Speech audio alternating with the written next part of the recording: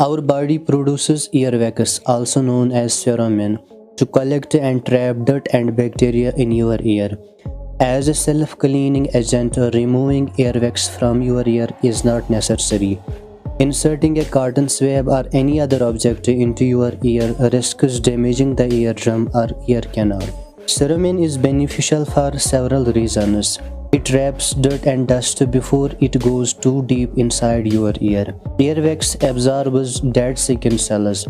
It prevents the skin inside the ear from drying out. Cerumen stops infection and bacteria from getting into the inner ear. Earwax is perfectly natural and useful for the function of the body, but sometimes earwax can build up, causing discomfort.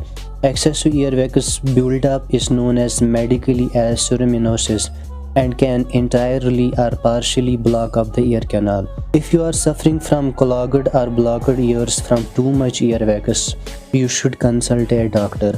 Inserting a cotton bud or any other object into your ear can damage the eardrum, ear canal, or push earwax further into your ear. This makes it even more difficult to remove and increase the risk of ear infections.